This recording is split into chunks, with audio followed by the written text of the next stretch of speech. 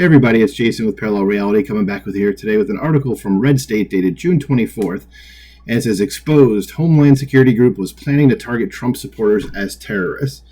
Well, that's bad, and this is what your own country thinks of you folks that are, not on the left. Okay, they're willing to do anything to paint you as the bad guys. Remember, you're the threat to democracy, not them. As America First Legal, or the AFL, scored a significant win last month when it sued the Biden administration and forced it to jettison a panel of experts, in scare quotes, who are supposedly working on better ways to protect national security.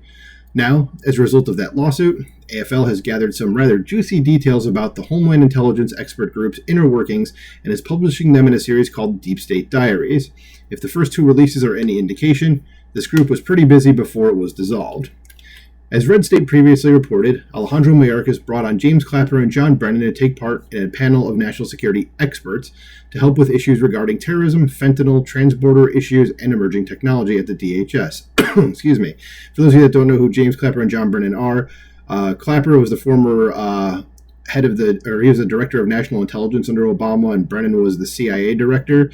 And they're two of the 51 people that signed on to that letter saying that Hunter Biden's laptop was Russian disinformation, which we now know was a complete lie. So these are not exactly people that you would want doing really anything. Like, these guys are professional liars.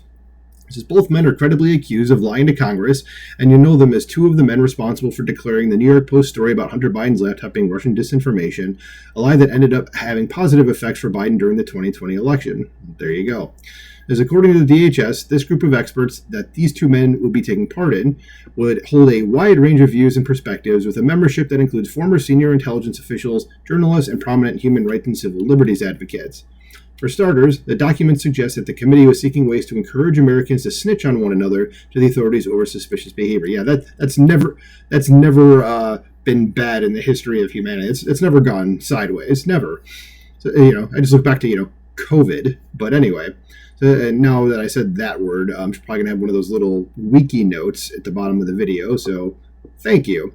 Says by the time the Homeland Intelligence Experts Group was announced in September 2023, the group had already been meeting for as long as 4 months. However, during that September meeting, the group held a discussion on collection, posture, and associated challenges, where a group member, likely someone from DHS, complained that there was no mandate for state land and local partners to collect information, which resulted in limited access in I&A.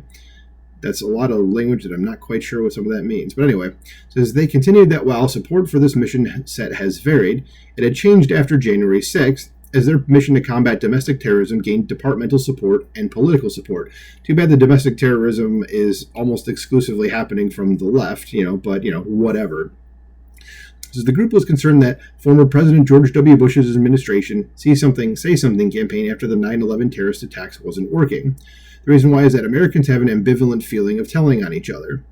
One of the participants asked how DHS could get into local communities in a non-threatening way, and how people could safely report a concern about their neighbors. Another speaker insisted that more Americans need to be willing to tell their neighbor if they see something suspicious. We see people who go off the rails.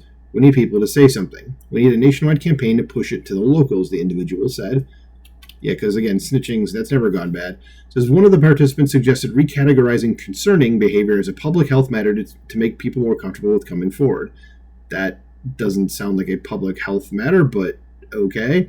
There's another press release. AFL discussed how the group labeled supporters of former President Donald Trump as domestic terrorists.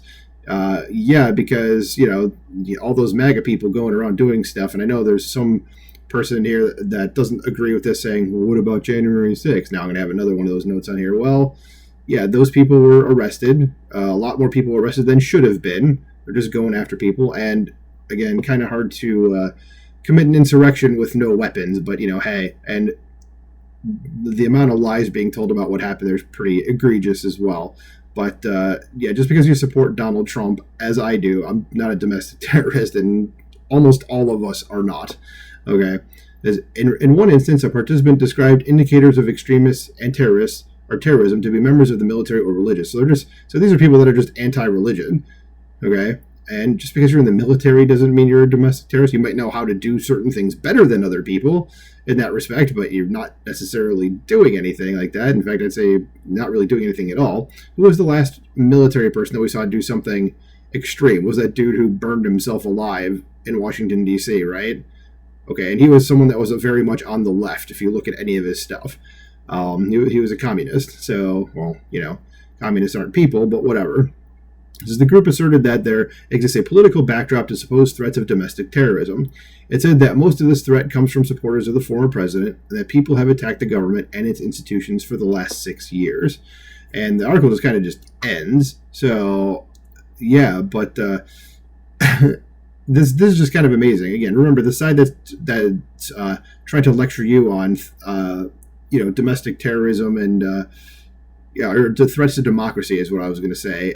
They're the ones that are basically doing stuff like this, which means that they're the ones that are the actual threats to democracy. Anyway, let me know what you think about this. Did you hear about this at all?